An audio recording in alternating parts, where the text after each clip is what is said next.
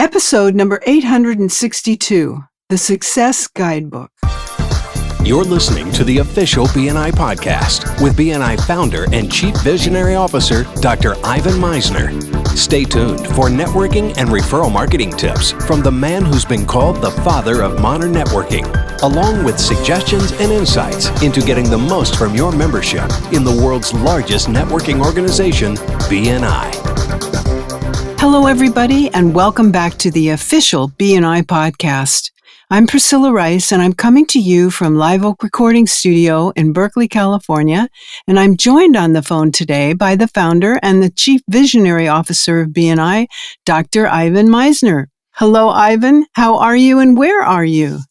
Hey, I just got back from Charlotte, North Carolina, where we announced our new CEO to the organization. It's the fifth CEO in BNI, and I'm really excited to have this individual on board. This week I'm home and we're starting the Cheers to 40 Years program, which is a little early. We have our 40th anniversary in January, but we're kind of ramping up to it. So I'm really happy to do some Cheers to 40 Years programs. That sounds great. Yeah. So today I have on my podcast a longtime friend, Elizabeth Hamilton-Guarino.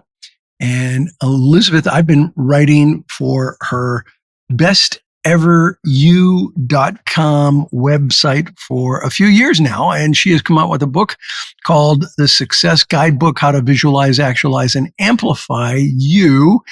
I'm in there, and BNI is mentioned in there in chapter 6. Everybody pick up a copy of the book. I recommend it. And where she talks about networking in chapter 6, she quotes me and she talks about BNI. She is the founder of the Best Ever You Network and co-founder of Compliance 4. And through these companies, she's helped individuals and organizations around the world be their best to achieve world-class excellence. And I can second that. I watched her operate over the years, and she's amazing.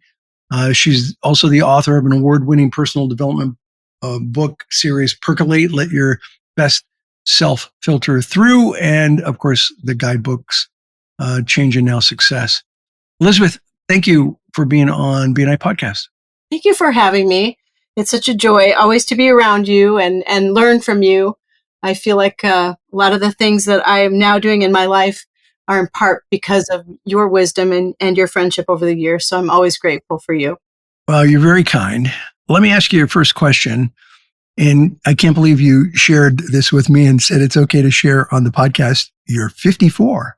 Yep. And a mom of 4 sons. So you clearly were married very early.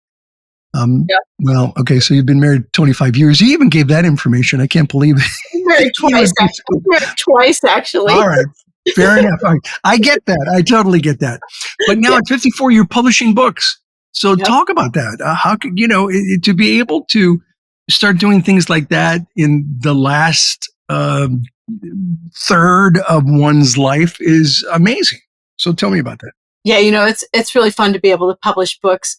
And I do add in there at my age sometimes because, I think age is what it is. And I think we've all got dreams. And it's always been a dream of mine since I was, all the way back in kindergarten to be an author and publish books.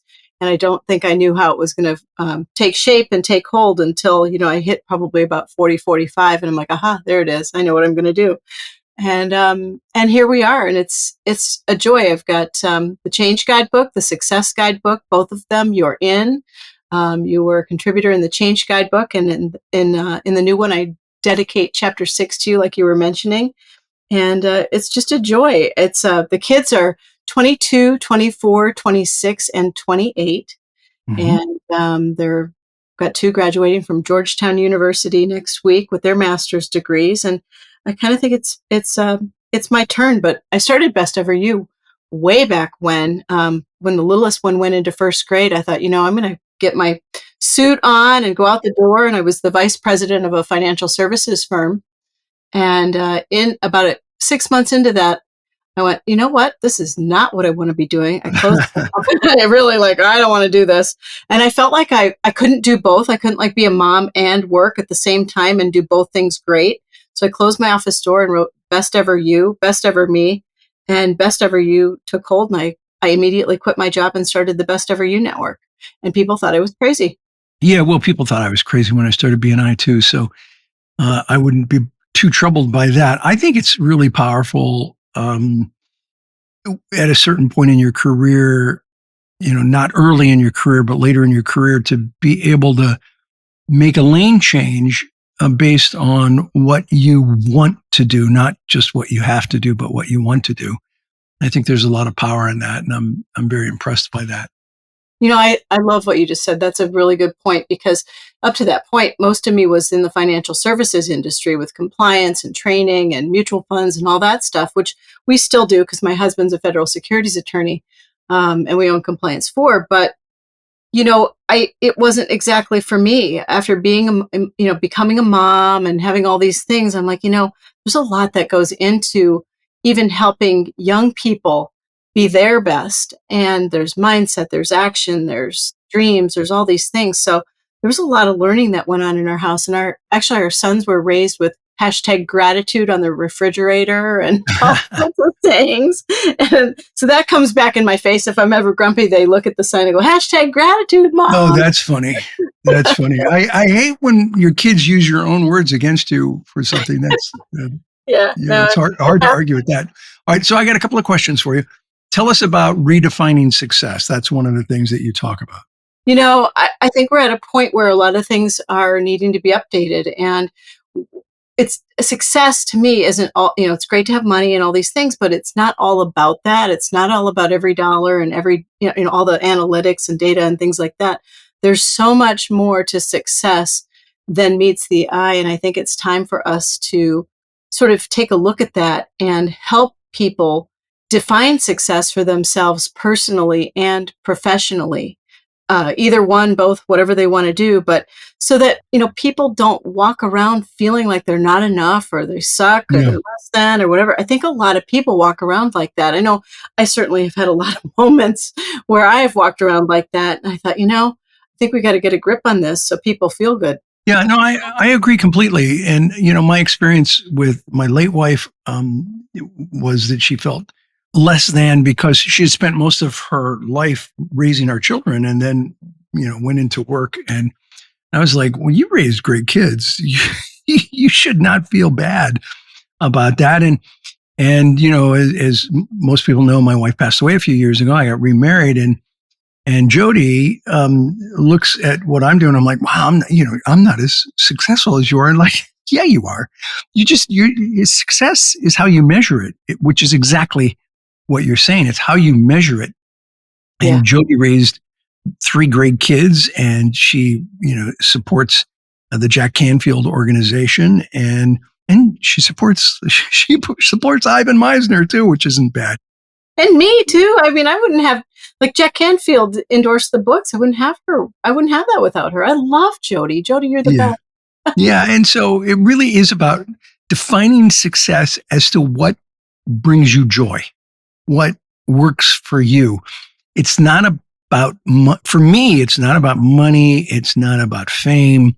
It's about, for me, it's about great experiences in life and what brings me joy. And it sounds like you have a similar philosophy on that.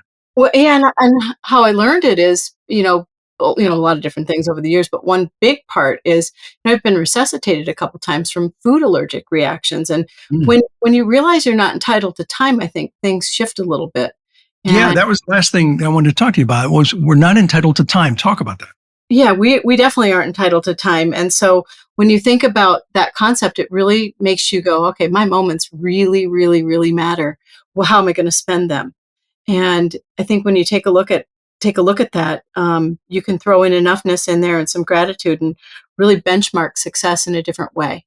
Yeah. In one of my books, Who's in Your Room, we talk about the breaths that you have left in life, and that it's important to embrace those breaths that you have left as much as possible.